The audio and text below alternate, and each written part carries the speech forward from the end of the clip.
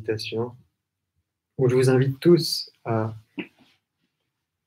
donc rebasculer à l'intérieur de vous. Donc simplement, on pose son attention à l'intérieur de soi. Et dès à présent, pour s'alléger de tous les poids de la journée, de tout ce qu'on a pu emmagasiner dans notre journée, on peut simplement lâcher les deux bras et mettre les directions en direction du sol. Et ici, c'est la mère Terre qui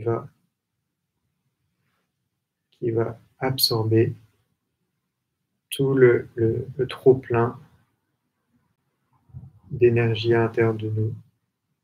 Et donc, pour que ce soit encore plus efficace, on peut simplement exprimer le désir à l'intérieur de soi. Mère Terre, s'il vous plaît, absorbez tout l'excédent d'énergie de mon canal droit et de mon canal gauche.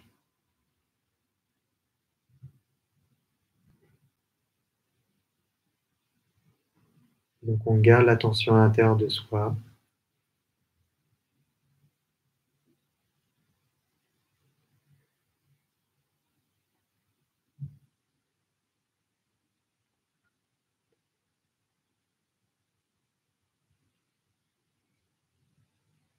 Et donc graduellement, c'est l'énergie, la pure énergie de la Kundalini qui va prendre de plus en plus de place à l'intérieur de nous.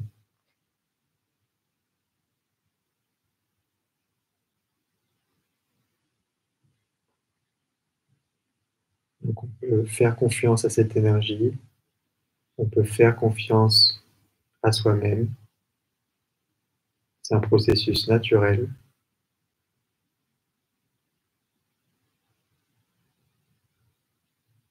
Donc on peut, pour nous aider à nous stabiliser, à stabiliser notre attention, on peut ressentir son ancrage à la terre par la plante des pieds si on est assis sur une chaise.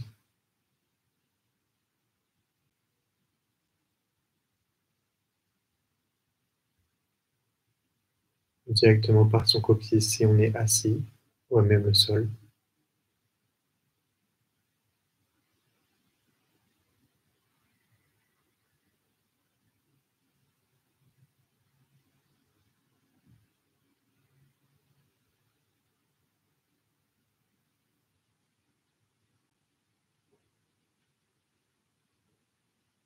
Et donc, pour bien débuter cette méditation, on va inviter notre Kundalini à monter en faisant le geste qu'on a vu ensemble. Donc on lève avec la main gauche le long du canal central. On peut fixer l'intérieur de la paume de la main gauche et on enroule avec la main droite pour faire un nœud au sommet de la tête. Et on peut recommencer une deuxième fois.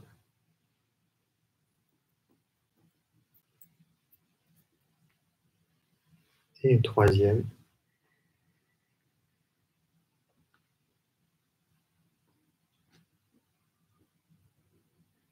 En faisant 3 nœuds. Et enfin, on peut faire les gestes de protection, le bandhan, un arc de cercle au-dessus de soi-même pour chaque chakra. Donc 7 allers-retours.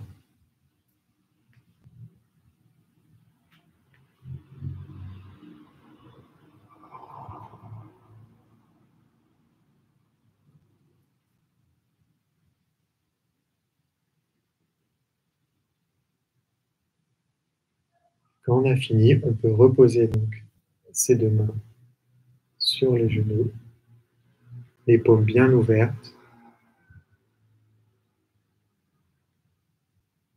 comme si on recevait quelque chose.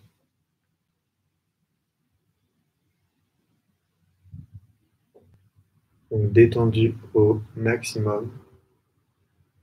Plus on sera sans effort pendant cette méditation, donc sans le moindre effort de pensée ou d'effort physique ou émotionnel, mieux la méditation va se dérouler.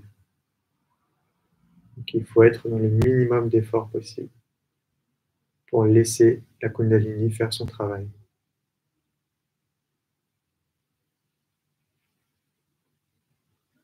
Et donc dès à présent, on va équilibrer les deux canaux pour donc se retrouver dans le canal central où on pourra être de moins en moins pris dans les pensées.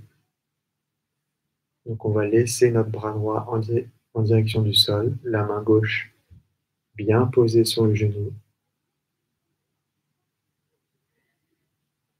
Et donc là, c'est le même processus. C'est la terre qui va absorber l'excès d'énergie de notre canal gauche, qui va le stabiliser.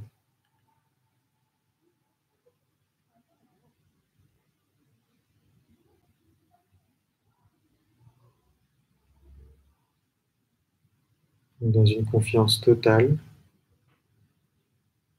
on laisse faire.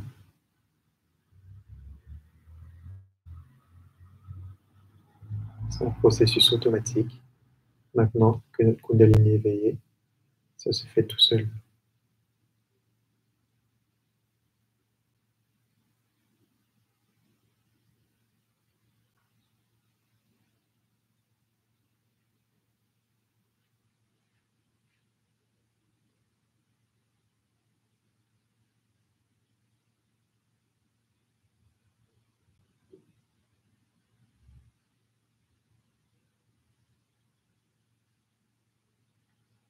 Donc on peut simplement avoir l'attention sur sa main gauche,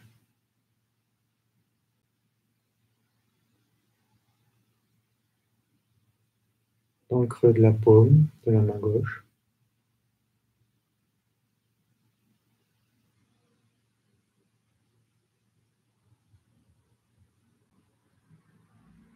Car c'est là où on va ressentir l'allègement de notre canal gauche, donc de notre canal émotionnel.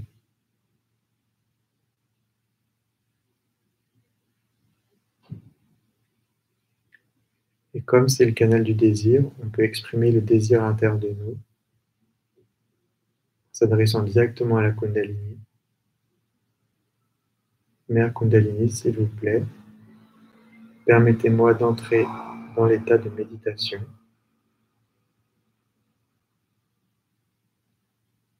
et purifier mon canal gauche.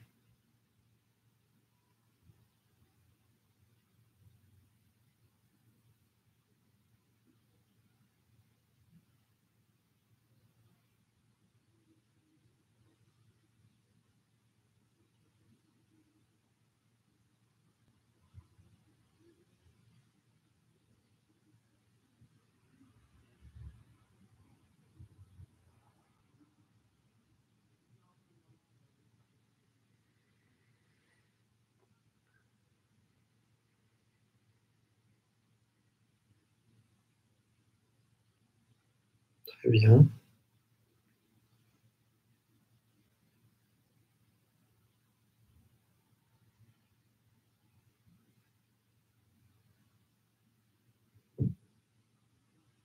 Et une fois que donc, le canal gauche est plus équilibré, on peut reposer la main droite sur le genou droit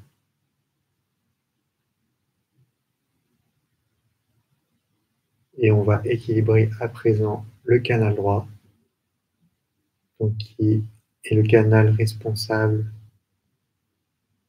de nos pensées, de l'activité mentale,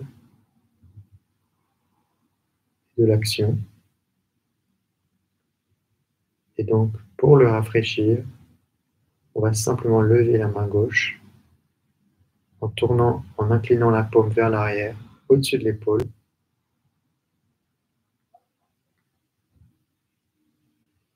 Et ici, c'est l'éther qui va alléger notre canal droit.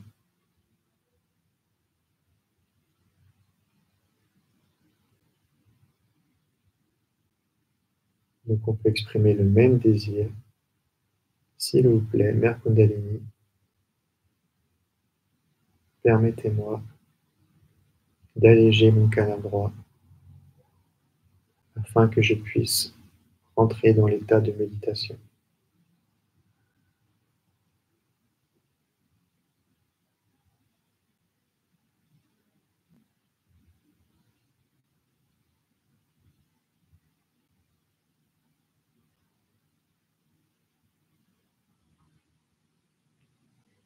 Donc on est toujours dans un état de relâchement total. On a juste à exprimer notre désir de connexion, de méditation, et la Kundalini fait le reste. Elle s'occupe de tout à l'intérieur de nous.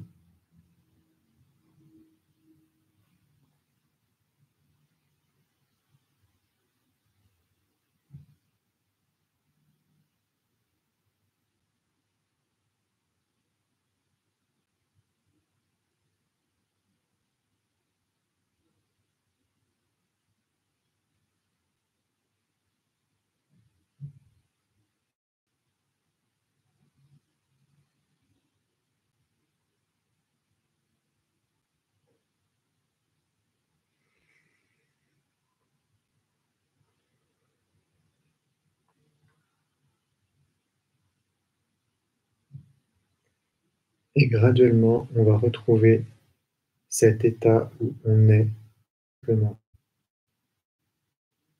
On est qui on est présent.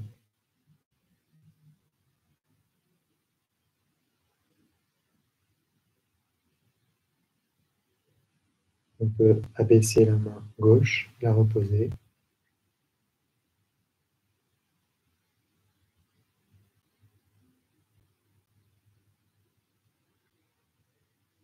Pour renforcer cet état, on peut lever la Kundalini le long du canal central avec la main droite. On peut l'inviter à monter le long du canal central. On peut répéter le geste plusieurs fois.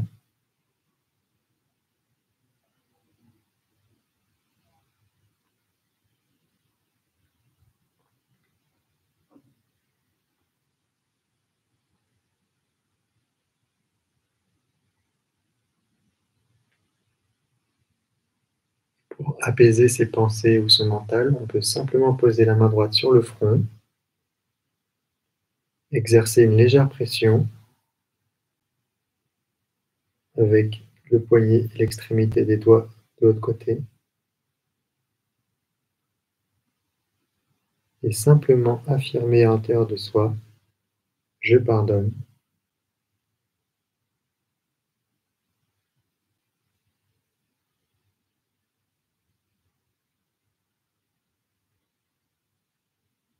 Et en affirmant simplement cela, on va alléger notre mental,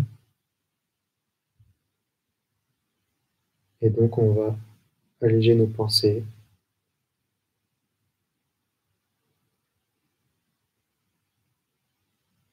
On va aller plus en profondeur dans l'état de méditation. Je pardonne.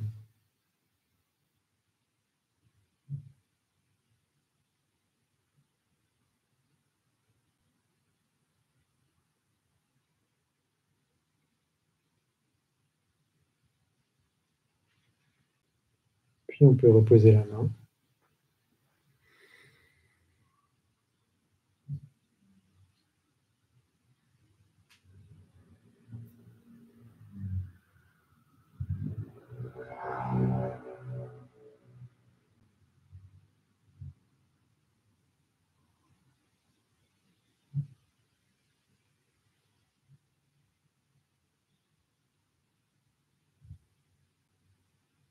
Donc à présent, on peut juste profiter de cet état-là avec nous-mêmes,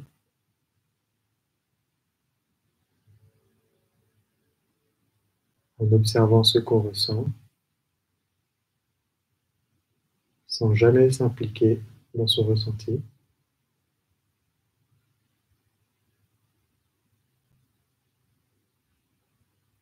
Et si on a des pensées qui viennent, On ne s'implique pas dans la pensée, on la laisse passer. Et pour cela, on peut simplement affirmer de nouveau « je pardonne ».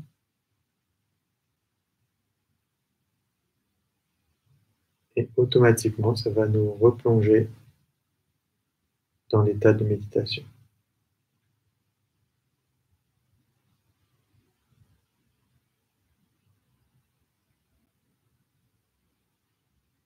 Maintenant que la Kundalini est bien éveillée, on doit juste s'en remettre à elle.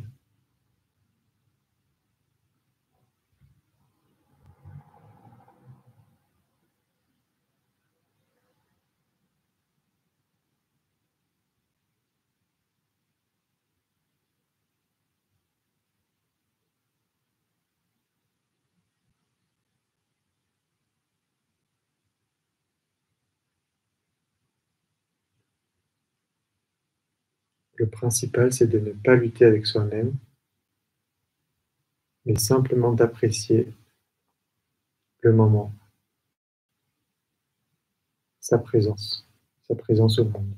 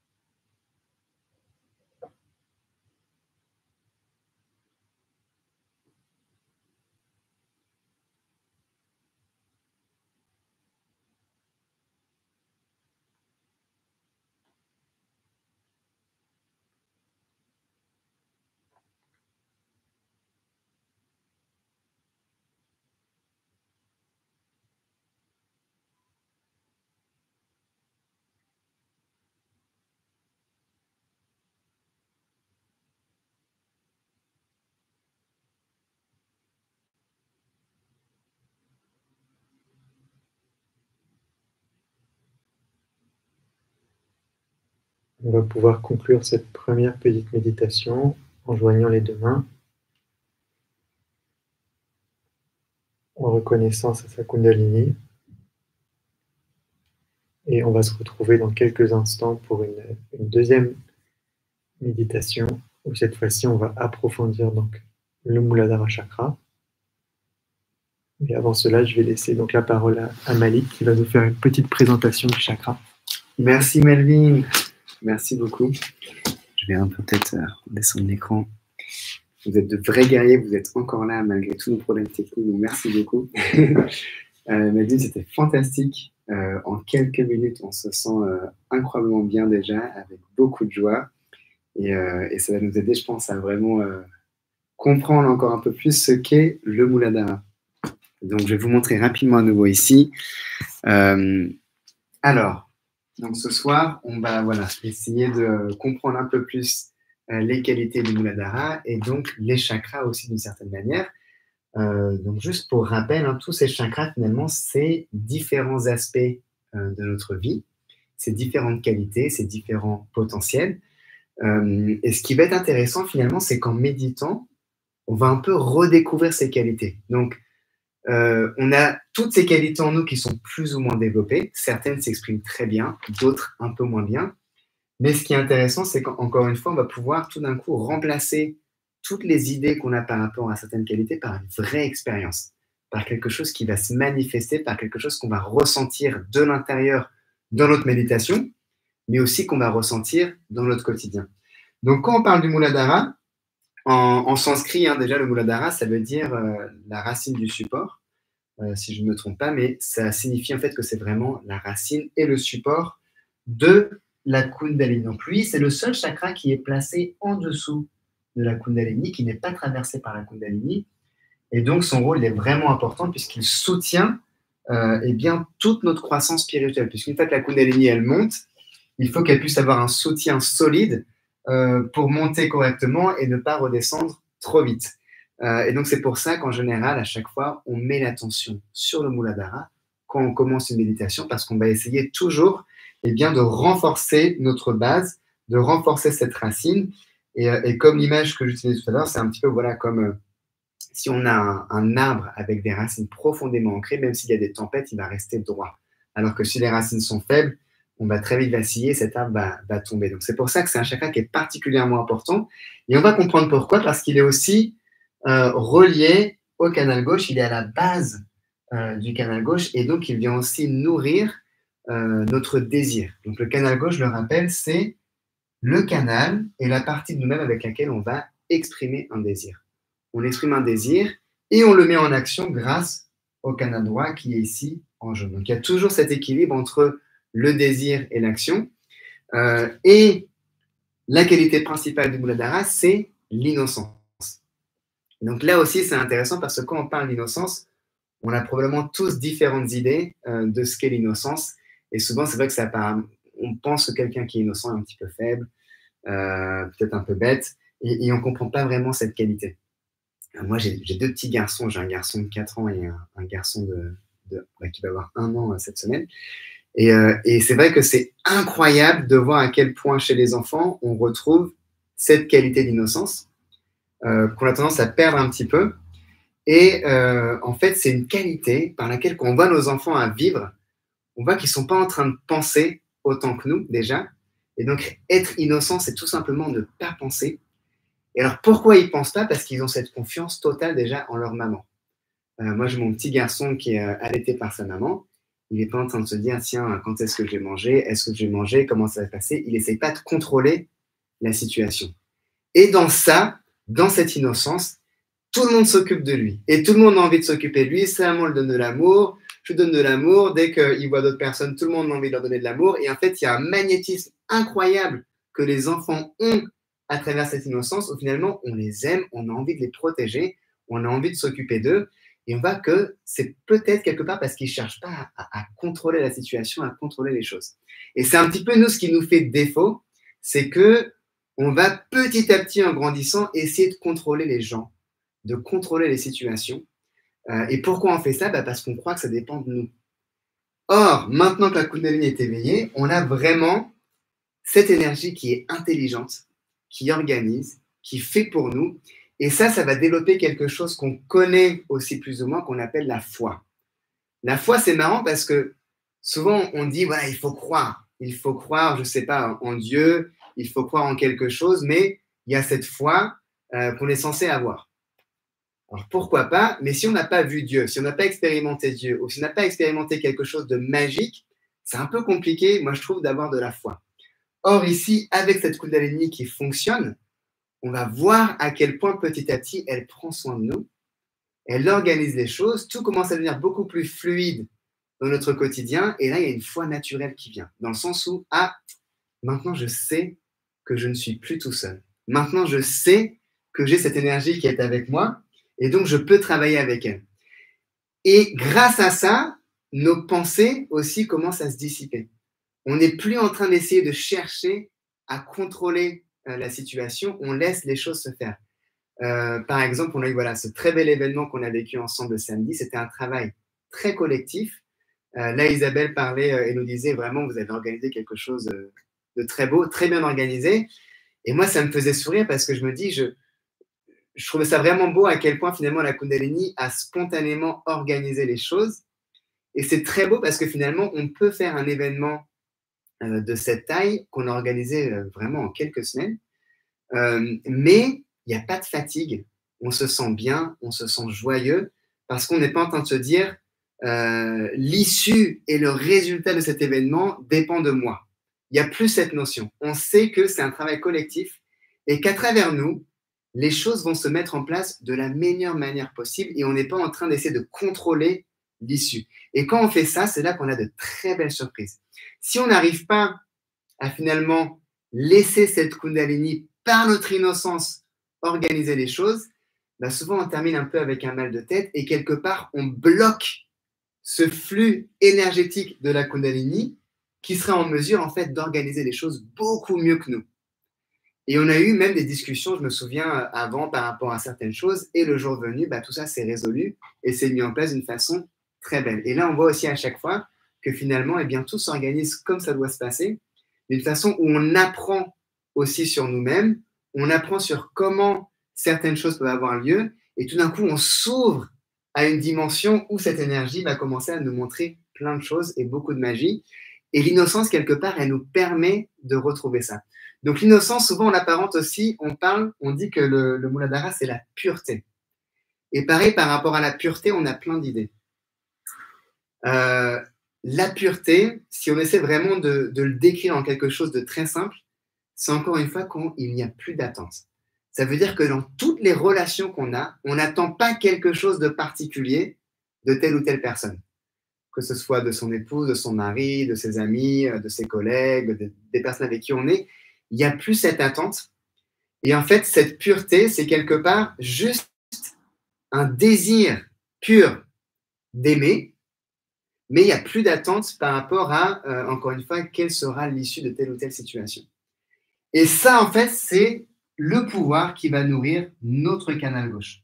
Le canal gauche, on dit que c'est le pur désir en nous. Alors, d'une façon assez générale, c'est juste le désir.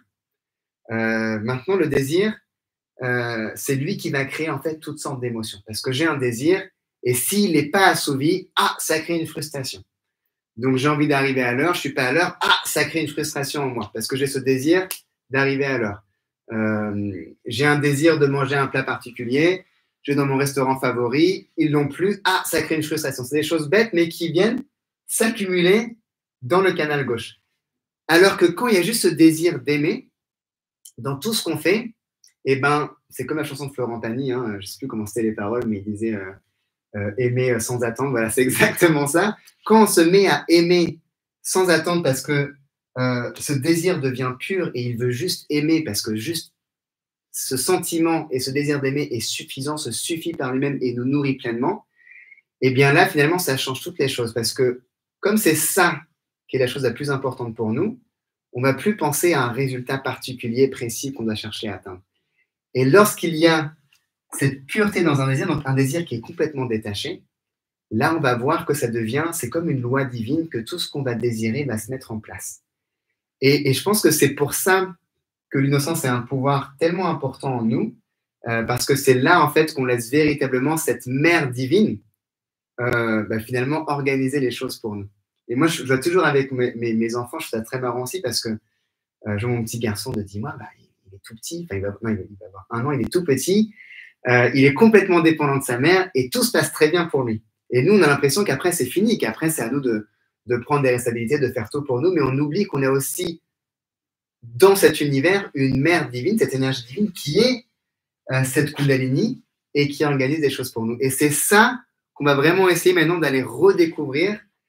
Et c'est cette innocence qui va nous permettre de lui laisser la place d'agir, de faire pour nous. Et c'est là qu'on va vraiment entrer dans cette dimension où tout d'un coup, on n'a plus besoin de contrôler. On n'a plus besoin de se battre, d'argumenter, d'essayer de contrôler encore une fois les situations, etc. Donc, ce qu'on pourrait dire aussi un petit peu sur Muladhara, c'est qu'on a à chaque fois 3 aspects. Vous avez le Muladhara au niveau du canal central, donc c'est celui qui est représenté ici sur le schéma, et on va retrouver le Muladhara gauche et le Muladhara droit. Donc à chaque fois, on va avoir un aspect à droite et à gauche. Si on prend par exemple le Muladhara droit, ce qui va un petit peu l'abîmer, c'est quand justement on va avoir cette recherche de contrôle sur tout. Ça va bloquer notre Muladhara et c'est quelque chose qui va nous empêcher de vraiment établir cette qualité pleinement. Alors que quand il est établi, on s'aperçoit que quand on perd cette recherche de contrôle, tous les obstacles en fait qui devaient se présenter disparaissent un peu comme par magie. Et ça, encore une fois, c'est pas quelque chose à croire, c'est quelque chose qu'on doit expérimenter au fur et à mesure où on médite sur ce chakra. À gauche, c'est un chakra qui va être aussi, donc c'est la pureté en nous, et c'est un chakra qui va être endommagé typiquement quand on va chercher, par exemple, à séduire. Alors ça, c'est un truc typique qu'on fait où en fait on utilise le Muladhara mais dans l'autre sens. Normalement, le Muladhara, il tourne dans le sens des aiguilles d'une montre et quand il tourne bien, il crée ce magnétisme que les enfants ont. Moi, à chaque fois que je vois un gamin dans la rue, j'ai envie de l'attraper, de l'embrasser. On est attiré par eux, on les aime. C'est le magnétisme de l'innocence. Alors que dans cette société occidentale, très souvent, on utilise le Muladhara pour essayer de séduire les autres. Et cette séduction, c'est quelque chose qui va en fait détruire un peu cette qualité, parce qu'encore une fois, c'est une recherche de contrôle sur l'autre. C'est une recherche, en fait, c'est quelque chose de pas vraiment pur, où on attend quelque chose de l'autre. Et donc là, encore une fois, quand ce Muladhara s'établit, on a des relations magnifiques, parce qu'il n'y a jamais cette recherche de séduction, on cherche juste, comme un enfant, à faire plaisir, à aimer quelqu'un d'une façon complètement détachée, et ça, les personnes le sentent. Alors, un exemple de ça, je donne un exemple très précis. Moi, je m'amuse beaucoup à faire ça. Si je sens que je ne suis pas détaché par rapport à quelque chose, je vais me forcer, même dans mes paroles, à m'en détacher pour voir comment ensuite ça va fonctionner. Quand j'étais jeune marié, ma femme travaillait encore à Londres et moi, j'étais à Paris. Et évidemment, elle me manquait beaucoup, j'avais envie de la voir. Et mon boss m'appelle, me dit, Malik, on doit aller à Londres, non, à Manchester pour le travail, est-ce que tu es disponible mercredi? Et moi, je dis, ah, c'est intéressant, je voulais aller en Angleterre pour voir ma femme, ça tombe bien. Donc, je dis, écoute, Patrick, est-ce que tu peux me prendre un billet de retour qui passe par Londres? Il dit, ah non, non, c'est trop tard, j'ai déjà pris les billets, on ne peut pas passer par Londres. Et donc là, dans ce moment-là, et typiquement, on peut avoir une frustration. On se dit, moi, mon désir perso, c'est de voir ma femme d'aller à Londres. Sauf que maintenant, cette énergie organise tout. Donc, on s'amuse avec ça. Donc, on se dit, OK, ce que je vais faire, c'est que dans mes paroles, je vais exprimer un détachement total. Et même si je ne le sens pas, le fait de le faire, tout d'un coup, on devient ce détachement. Et donc, j'appelle Patrick, mon boss, et je dis, Patrick, ne t'en fais pas, il n'y a aucun problème, pas la peine de passer par Londres, c'est très bien comme ça. Donc, je lui montre que ça ne me touche pas du tout et que ça ne m'affecte pas du tout.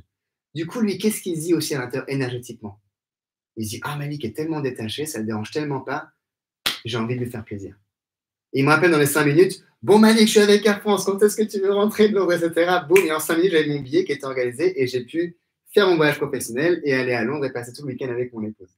Et ça, à chaque fois, ça me fait rire et ça me fait sourire parce que je me dis, mon ancien moi aurait essayé d'argumenter, aurait été frustré et finalement, je n'aurais pas réussi peut-être à aller à Londres. Et là, quand cette innocence est là, où on sait que cette énergie organise les choses, qu'on n'a pas besoin de contrôler les choses, eh bien, on peut se détacher et la laisser faire. Et juste apprécier comme si on était au cinéma. Et là, c'est vraiment lui. Hein. Moi, j'ai rien fait. C'est lui qui m'a appelé et qui m'a organisé tout ça pour moi en 5 minutes. Et donc, ça, c'est vraiment marrant parce que on voit que l'innocence, elle a cette foi où on sait que cette énergie divine peut tout organiser. Et donc, si ce détachement s'établit petit à petit dans le désir, eh ben, on voit que tout ce qu'on pense, c'est vraiment une loi. Et donc, si le désir est pur, ça va se réaliser. Moi, je voulais un diamant pour ma femme. Je n'avais pas du tout le salaire d'acheter un diamant. Ça coûtait une fortune et je voulais un très gros diamant en plus parce que je trouvais ça très beau, parce que les petits, on ne les voyait pas. Et pareil, c'était un désir qui était très innocent. Il n'y avait pas ce désir de dire « Ah, il me faut un diamant parce que je ne sais pas quelle raison ». Moi, tout ce que je voulais, c'était voir un sourire sur le visage de mon épouse et c'est tout ce que je souhaitais.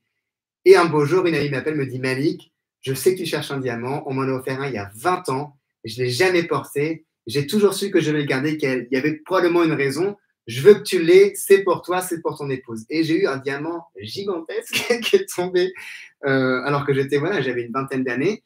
Et là aussi, je me suis dit, c'est marrant parce que ce désir, finalement, quand je le regarde, il était très pur.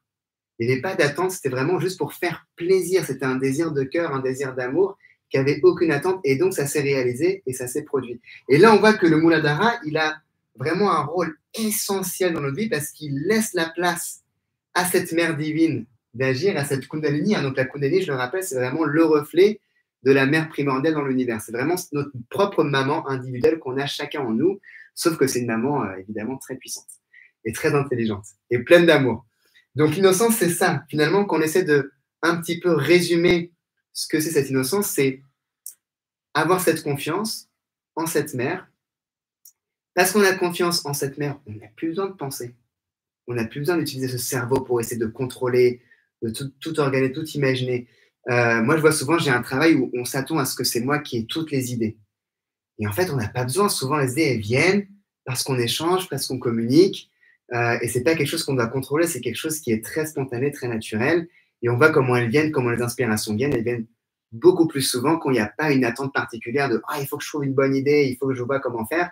Souvent, c'est comme Einstein, on voyait, lui, il avait plein d'inspirations qui lui tombaient dans la douche ou n'importe où. Et donc, dans ce détachement, on voit qu'on a aussi toutes nos réponses et que finalement, on n'a pas tant besoin de ça que d'utiliser ce cerveau qui cherche à toujours réfléchir, à comprendre, à contrôler. Et le cerveau va juste nous permettre de plutôt être alerte et de voir, attends, le cerveau sait maintenant qu'il a accès à cette énergie divine et que quelque part, on a juste à émettre un désir. Ce désir va monter par le Muladhara, il va traverser le Sahasrara, il va être envoyé dans cette énergie primordiale autour de nous et il va être capté et il va après revenir avec ce qu'on appelle souvent un miracle, ou une façon de voir ce désir se réaliser sans qu'on fasse grand-chose. Et ça, c'est vraiment une dimension magnifique à expérimenter. Et avec le Muladhara, on va retrouver ça. Alors maintenant, quelques petits aspects techniques et pratiques. Donc le Muladhara, il est directement en contact avec le sol. Donc une très bonne façon de le nettoyer, c'est si on a l'occasion évidemment de s'asseoir sur le sol directement, parce que la terre va absorber toutes ces tensions. Si on peut s'asseoir dans un parc, dans un jardin, dans la nature, évidemment, c'est encore mieux. Ce qu'on peut faire aussi, c'est essayer de regarder un peu plus bas quand on marche et pas trop de regarder à chaque fois tous les gens, tout ce qui se passe dans les yeux, mais juste de regarder un peu plus la nature, les fleurs, les enfants qui sont en général plus ou moins à ce niveau. Et là, on va travailler sur notre attention pour restaurer aussi le Muladhara. Parce qu'on va mettre l'attention sur des choses qui sont très innocentes, sur la nature, les fleurs, les enfants. Et juste ça, c'est quelque chose qui nous aide énormément plutôt qu'à chaque fois d'avoir l'attention attirée. C'est compliqué aujourd'hui parce que tout essaie d'attraper notre attention. Mais du coup, c'est un peu une discipline pour nous parfois de juste essayer de mettre les yeux un peu plus bas et de regarder plus la nature, les fleurs, les enfants. Et rien que ça peut aider. On dit aussi que regarder la nature, c'est quelque chose qui va aider à rétablir l'innocence. Parce que finalement, la nature, elle n'est rien d'autre que cette innocence. Donc, c'est aussi une technique très simple de faire cela. Maintenant, ce que je vous propose avec Melvin, c'est de voir comment, dans la méditation, on peut simplement mettre l'attention sur le Muladhara, travailler sur le Muladhara et le nettoyer. Et peut-être que, Melvin, tu peux nous montrer aussi comment mettre un bandhan et comment travailler sur le Muladhara et aussi expliquer un peu où est-ce qu'il se situe sur les mains et comment on peut le ressentir dans la méditation. Parce que l'idée, ça va être de, évidemment, dans la méditation, voir ce qu'on ressent, travailler sur Muladhara si on en a besoin, et ensuite voir dans le quotidien comment on peut l'exprimer un peu plus. OK? Ouais. Donc, je vais réinviter mon cher ami Melvin. On va l'installer confortablement. En fait, ce que je vais faire, c'est que je vais mettre directement au sol. Sur le sol? Ouais. Super. Allez. On va se mettre au sol. Ouais. Oui, on est très professionnels aujourd'hui. Voilà. Et d'ailleurs, je vous invite tous à méditer au sol. Hop. Voilà. Voilà. Est-ce qu'on est bien là? Ouais. C'est tout. Pas mal. Comme ça. Ok, super. Donc le Muladhara, donc, comme l'a dit Malik, c'est le chakra racine. Donc, le mieux pour le nettoyer, ça va être donc de méditer à même le sol, de se reconnecter à la terre. Et en fait, on va pouvoir, en méditant donc, sur ce chakra-là, retrouver l'état d'innocence dont Malik parlait juste à présent. Donc, c'est un état de... On va retrouver un peu l'enfant qu'on est et que on n'a jamais cessé d'être. Et donc, pour ça, je vous invite à simplement poser les mains en direction du sol, à même le sol.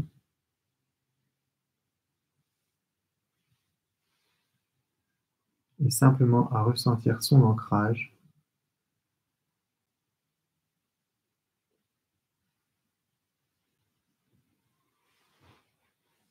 Donc, le Muladhara, il se situe au niveau du coccyx.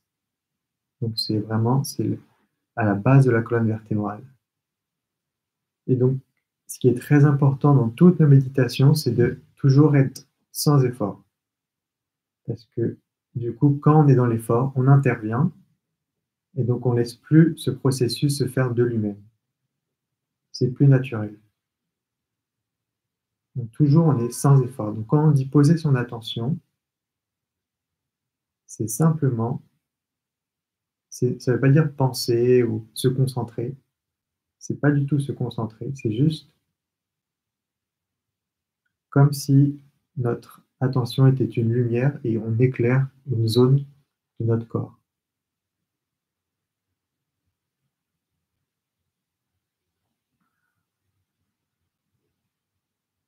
Donc pour revenir à l'intérieur de soi, on peut remonter sa Kundalini avec sa main droite le long du canal central.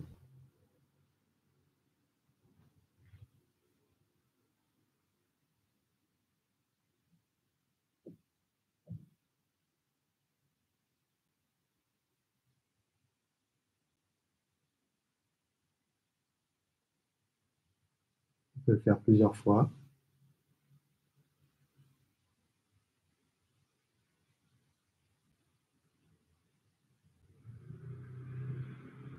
Et donc, comme on l'a fait tout à l'heure, on pose la main droite sur le sol.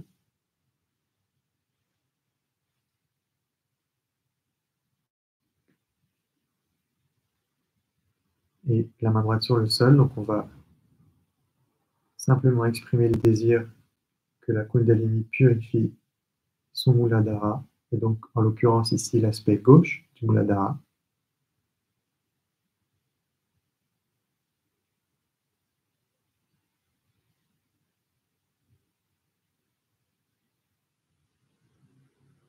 Donc il y a quelque chose qui est très important à comprendre pour le Muladhara, c'est que cette innocence dont Malik parlait, elle ne peut jamais être détruite. Elle peut simplement être recouverte. Elle est recouverte par les couches de conditionnement et de pensée et d'émotions qu'après on accumule au cours de sa vie, mais elle peut jamais être détruite, cette innocence. Donc, c'est par la méditation qu'on va la retrouver avec du temps, avec la régularité. Donc, simplement en y consacrant quelques instants régulièrement, on peut tout à fait la retrouver et donc retrouver cet état d'enfant, cet état d'innocence qu'on avait lorsqu'on était enfant, bébé, et simplement apprécier la vie comme elle vient.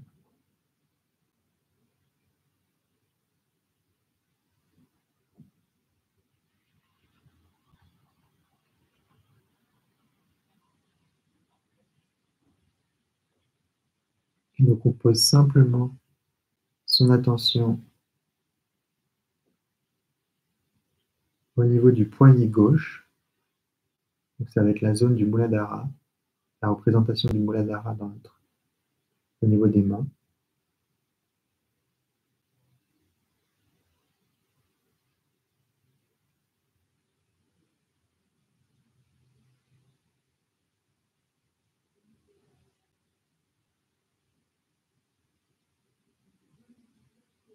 Mère Kundalini, s'il vous plaît, permettez-moi de retrouver cet état d'innocence.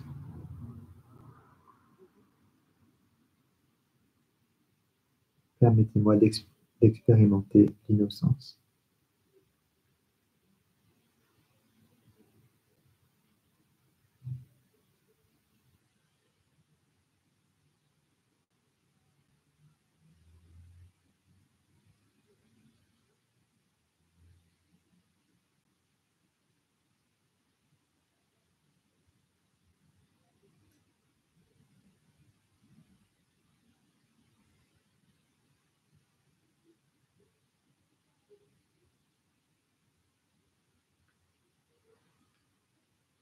Donc vous l'avez compris, si on n'est pas totalement détaché, c'est moins efficace.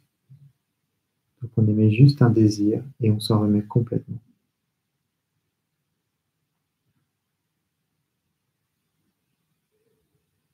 De toute façon, on est dans les meilleures conditions possibles. Qu'on a juste à s'en remettre.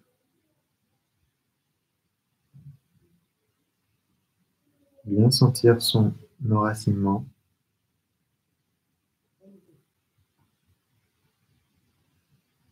Cette gravité qu'on a à l'intérieur de nous, qui nous maintient à la terre ferme.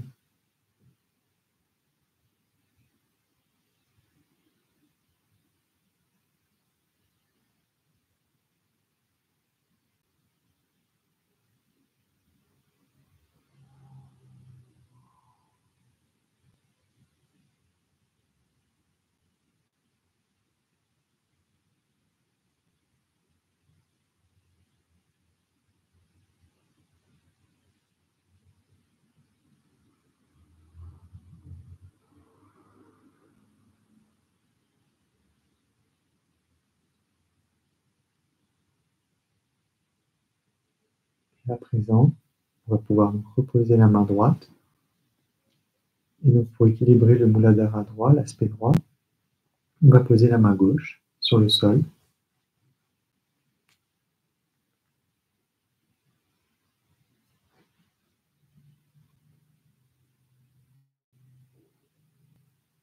Et donc on peut simplement poser son attention au niveau du poignet droit.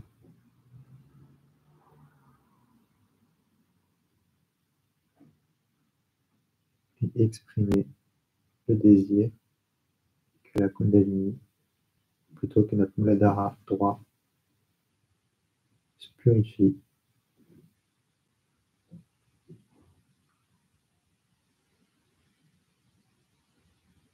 Et on dit souvent qu'un Muladhara, qu'une fois éveillé, le Muladhara droit va détruire toutes les négativités qui peuvent nous encombrer. Donc c'est là où en fait on bénéficie d'une protection divine quelque part.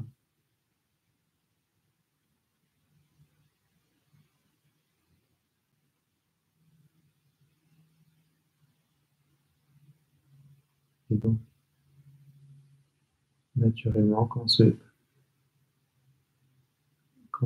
chakra est bien éveillé, on est naturellement protégé et on ressent cette protection à l'intérieur de nous. Et ça se manifeste par une totale confiance.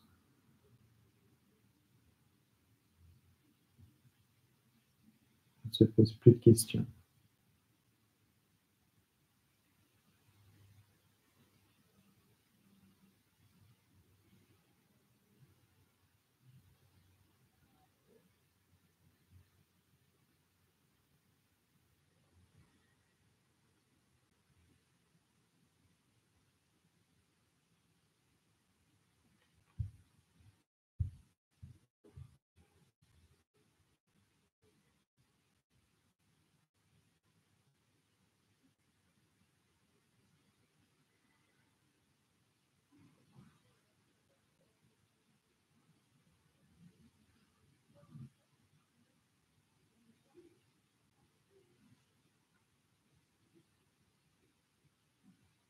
Au début, il faut juste être patient avec soi-même.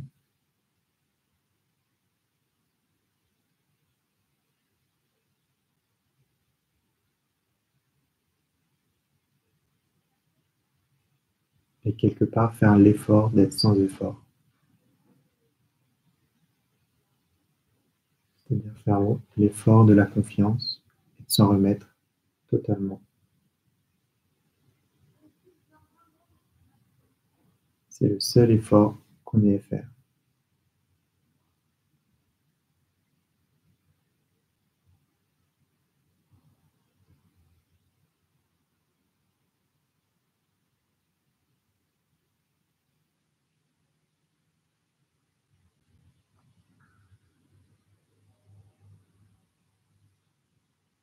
Parce qu'on est quelque part comme des plantes, l'enracinement ne vient pas du jour au lendemain, donc il faut du temps, il faut laisser du temps.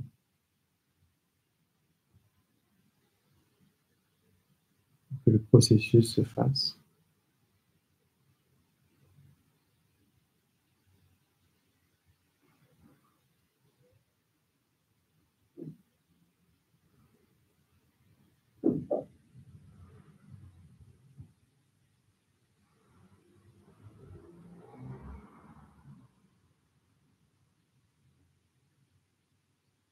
Donc à présent, on peut reposer la main gauche et simplement, on va poser son attention sur le Muladhara, donc au niveau du coccyx. Et on va simplement rester à ce niveau-là, patiemment.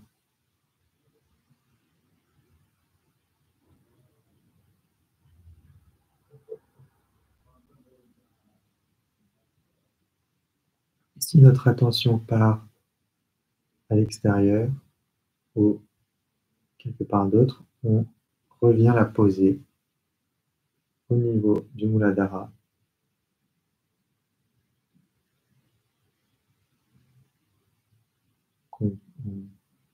Sans aucune frustration, on revient simplement là où on était.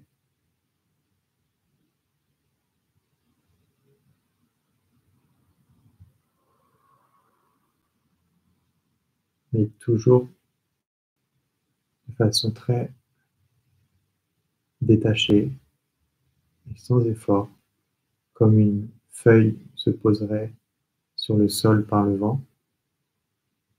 C'est la même chose ici.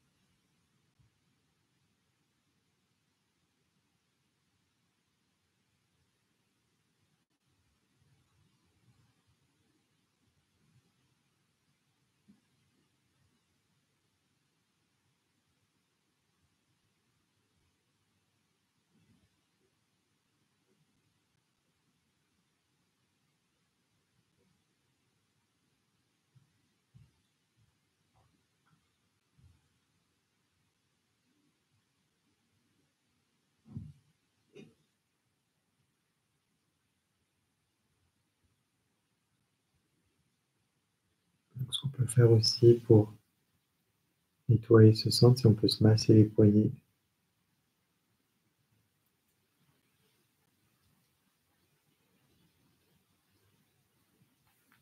On peut même les faire craquer.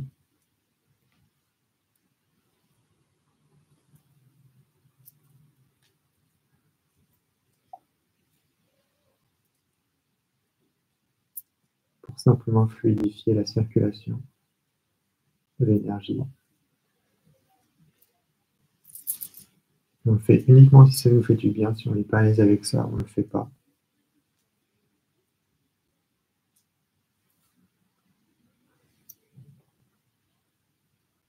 Et ensuite, on peut simplement revenir avec son attention au niveau du Muladhara, donc au niveau du coccyx.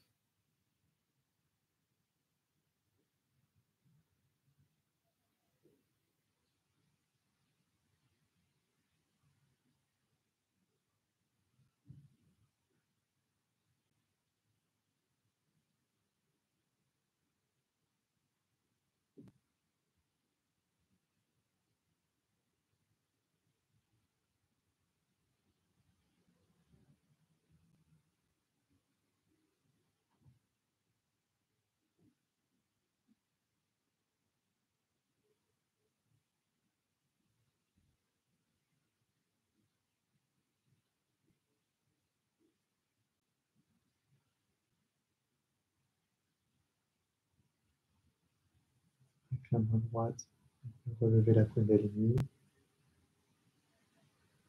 Placer la main quelques centimètres au-dessus de la tête.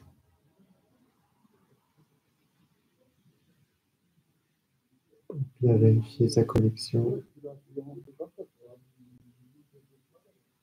On peut tester avec la main gauche.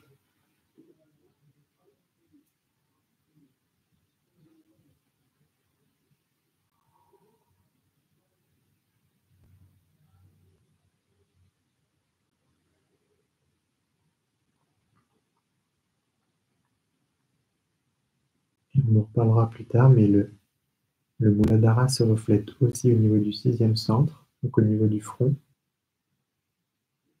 C'est pour ça qu'on peut légèrement se frotter le front ou masser le front.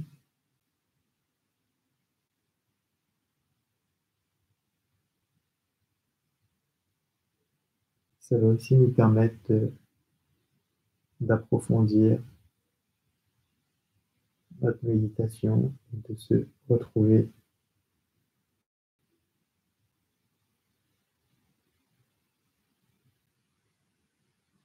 avec un Muladhara plus purifié.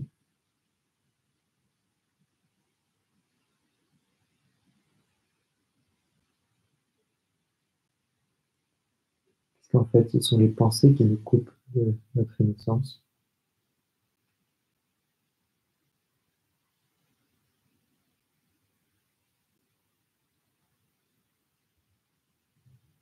Et après, on peut revenir au niveau en reposant sa main.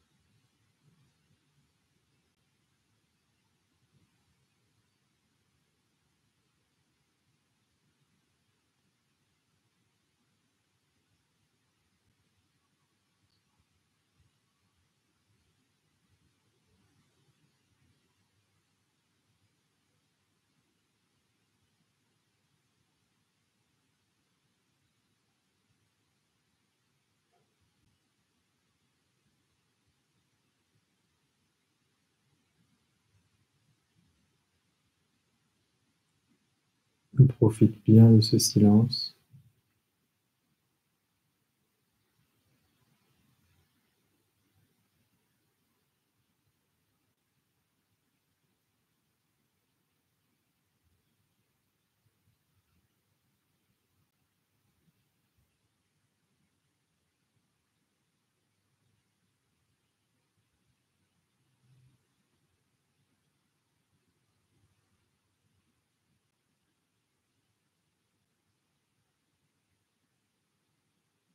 On apprécie simplement dans toute notre innocence.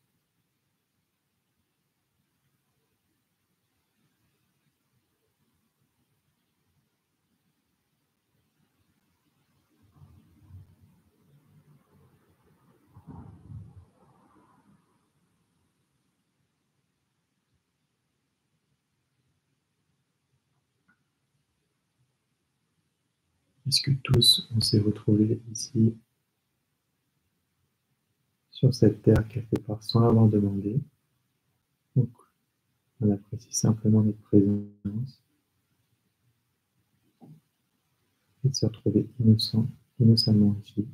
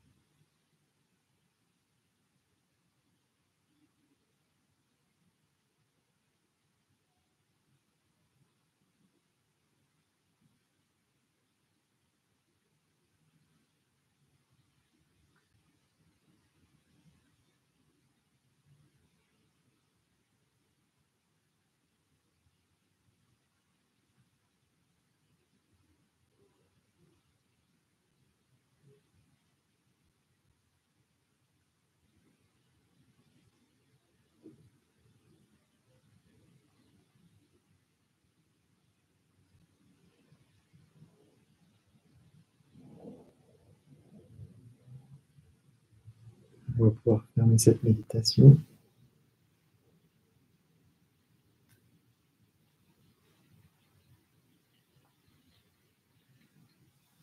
Merci à tous pour l'avoir suivi jusqu'au bout.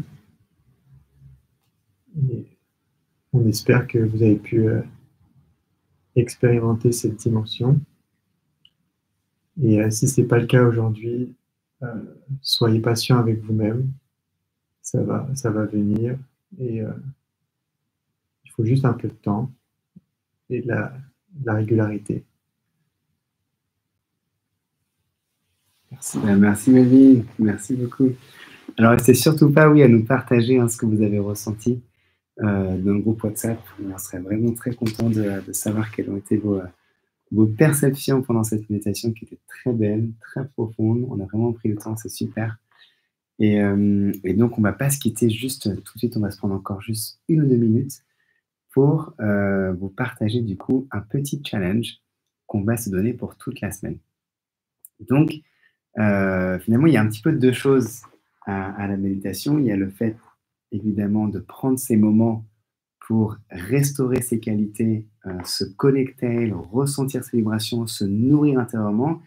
Et une fois qu'on a toutes ces vibrations, toutes ces qualités qui commencent à être restaurées, eh bien, il faut aussi qu'on puisse les utiliser. Mais c'est bien de faire les 2 en même temps. J'avais un ami qui était kiné, qui me disait qu'il avait des patients qui revenaient tout le temps pour exactement les mêmes problèmes. Parce qu'en fait, ils revenaient avec à chaque fois un comportement qui était toujours un peu le même ou des gestes qui étaient les mêmes et il n'y avait pas de changement dans leur quotidien, dans leur changement pour éviter de retomber dans les mêmes travers. Pour les chakras, c'est la même chose. Si on travaille sur ces chakras, mais qu'après on se remet dans notre quotidien à parler par exemple sans innocence, avec de l'agressivité, il n'y a pas vraiment utilisé ça, eh bien, on va s'asseoir le soir et on va devoir encore retravailler sur ces chakras et essayer de les restaurer. Et finalement, ça va prendre beaucoup plus de temps pour évoluer. Or, si on se dit, OK, maintenant, je suis conscient que j'ai ce Muladhara, cette Kundalini, cette innocence, eh bien, je vais essayer de l'utiliser dans mon quotidien pour la développer. Et c'est comme un muscle. En fait, si on l'utilise, eh bien, le chakra, il va vraiment déployer de plus en plus son potentiel, ses vibrations, ses énergies. Et là, on va aussi voir de plus en plus comment il peut nous aider dans le quotidien. Donc, on va faire quelque chose de très simple cette semaine. J'imagine que vous êtes tous familiers avec la fête de Noël. Shri Mataji disait souvent que le Père Noël, c'était un peu comme le dieu Ganesh en Inde, qui lui est vraiment l'incarnation de l'innocence. C'est lui qui représente vraiment l'innocence personnifiée. Et il disait, le Père Noël, c'est un peu comme ça. C'est un peu comme l'innocence, il vient et il vient cacher un petit cadeau au pied du sapin, il part et les enfants se réveillent et ils ont cette surprise. Et ben, on va jouer au Père Noël cette semaine et on va tous imaginer une surprise qu'on va faire pour quelqu'un. Alors, ça n'a pas besoin d'être un cadeau empaqueté, mais juste, on va essayer de voir quel désir on peut exprimer pour faire une surprise à quelqu'un, simplement pour la joie de faire plaisir à cette personne, de voir ce qui va se passer dans la préparation de la surprise et aussi à la personne qui va la recevoir. Une petite anecdote pour illustrer ça. On a une amie il y a quelques années, on était étudiants, on vivait dans une maison, on était colocataires, et elle est rentrée d'Angleterre où elle habitait pour un dimanche soir pour démarrer ses examens le lundi matin. Et on s'est dit, bon, on n'a pas le temps de faire son anniversaire, mais c'est son anniversaire, donc on va le faire à la gare directement. Et on a imaginé tout un anniversaire à la gare du Nord. On a fait une table avec des gâteaux, avec des cadeaux, etc. Et on voulait faire venir un musicien, un ami musicien, Christophe, que vous avez peut-être rencontré samedi dernier, qui était violoniste. Et dans cette préparation de surprise, on faisait chacun nos efforts pour mettre ça en place. Et Mélissa, une de nos amies, de nos colocataires, avait pour charge de contacter Christophe. Et elle rentre du travail, elle rate son arrêt de RER. Du coup, elle est obligée de sortir complètement pour faire le tour et re-rentrer de l'autre côté. Et quand elle sort, elle monte les escaliers, elle tombe nez à nez avec Christophe. On est quand même des millions à Paris. Elle est tombée sur lui 1 ou 2 jours avant la surprise. Elle dit « Oh Christophe, justement, je devais te contacter. Est-ce que tu peux venir dimanche soir pour jouer du violon en live pour cet anniversaire ?»« Ouais, pas de problème, je serai là. » Il est venu, il a joué du violon à Gare du Nord. La police est venue. Ils ont mangé du gâteau avec nous. Les passants ont mangé du gâteau avec nous. Ça a été une surprise, mais exceptionnelle. C'était une déflagration tellement la joie de la surprise a été forte. Et du coup, voilà, c'était un exemple très beau où on a vu qu'on a été assisté jusqu'à ce qu'on arrive à tomber, par exemple, sur Christophe. Donc, ce challenge, il est intéressant parce que, tout d'abord, il vient chercher en nous ce désir de faire plaisir et c'est très innocent de vouloir faire plaisir à quelqu'un. Ça appelle toute l'innocence, en fait, qu'on a à l'intérieur de nous. Et dans cette préparation, maintenant, on sait qu'on a la Kundalini et cette énergie qui va nous aider. Du coup, ça va être intéressant de voir aussi dans la préparation de cette surprise, qu'est-ce qui va se passer. Alors maintenant, pour rendre les choses plus intéressantes, on va aussi se partager cette surprise. Donc l'idée, c'est que chacun fasse cette surprise. Si vous voulez la filmer, filmez-la, ce serait génial. On adorerait voir ça parce que du coup, on va tous ressentir aussi la joie de la personne qui la découvre et ça va tous nous faire du bien et vibratoirement, on va ressentir ça, ça va nous nourrir. Ou alors, si ce n'est pas quelque chose qu'on peut filmer, on peut aussi le partager en écrivant l'histoire de ce qui s'est passé, de la surprise, ou un petit message vocal dans le groupe WhatsApp, ça sera très bien. Mais l'idée, c'est vraiment qu'on puisse chacun jouer le jeu pleinement et le partager. Et vraiment le partager ensemble. On est une famille maintenant.